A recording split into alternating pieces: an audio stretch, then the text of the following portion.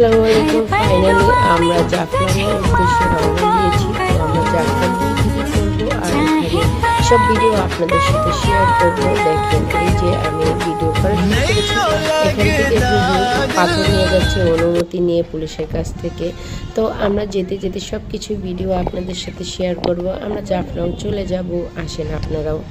আমরা কিন্তু জাফলংয়ের উদ্দেশ্যে রওনা দিয়ে শাহজালাল স্কুল অ্যান্ড কলেজের এখান থেকে রওনা দিয়ে আমরা মানে একটু একটু স্টপে রাস্তার ধারে ধারে যেখান থেকে ভালো লাগছে সেখান থেকেই ভিডিওটা করেছি।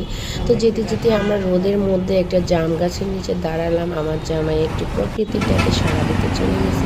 দেখেন অনেক বড় একটা মাছের খামার, তো সেখানে প্রচুর মাছ হয়। সে আমাকে ভালোবেসে একটা তেঁতুল পাতা নিয়ে আসলো।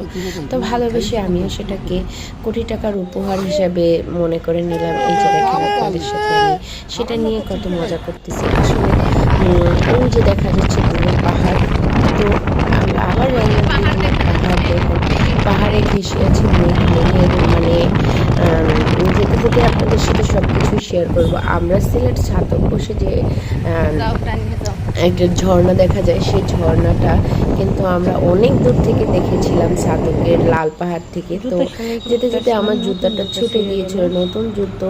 আমি যখন এই জায়গাটা কোন জায়গায়, জয়পুর জৈতাপুর সিলেট। তো জৈতাপুর সিলেটের পরিষদের সামনে এখানে একটা সাততলা বিল্ডিং ছিল অনেক আগে। তো আমার নতুন জুতা আমার পাহাড়ে ছিঁড়ে গেলে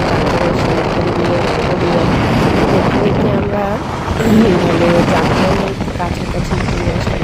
প্রচুর পাথর আর পাথর বেরিয়ে থাকে, প্রচুর পাথর। আমি পাথরগুলো এখানে মেশিনের মধ্যে ঢেলে সারা বাংলাদেশে পৌঁছে দেওয়া হয়। যারা যারা রাস্তাঘাট যে কোনো কাজে ব্যবহার করবে, এই পাথরগুলোই কিন্তু কাজে লাগানো হয়। দেখেন প্রচুর বড় বড় চা বাগান।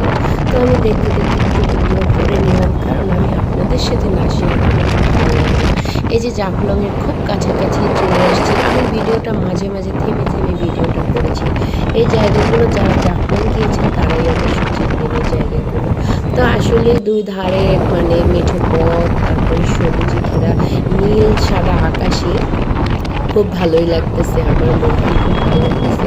জাফলং এগুলো হচ্ছে রিসোর্ট, এখানে মনে হয় মানুষ থাকে। যাই হোক, ধন্যবাদ জাফলং আপনাকে আসার জন্য। তো গাড়ি দ্রুত চলা অবস্থায় আমি ভিডিওটা করছি। এই দুই ঝর্ণা, ওই যে পানি ঝর্ণা দেখা যাচ্ছে একটা, বলেছিলাম যে এই ঝর্ণা দুটো আমরা দেখেছিলাম ছাতক তবে আমরা এই ঝর্ণাটা ছাতক বসে দেখা গিয়েছে থেকে দেখেছিলাম। এখান থেকে কিন্তু অনেক দূরে। তারপর দেখা যাচ্ছে যে পানি নামতেছে। তো আমার যদি আইফোন থাকতো তাহলে তো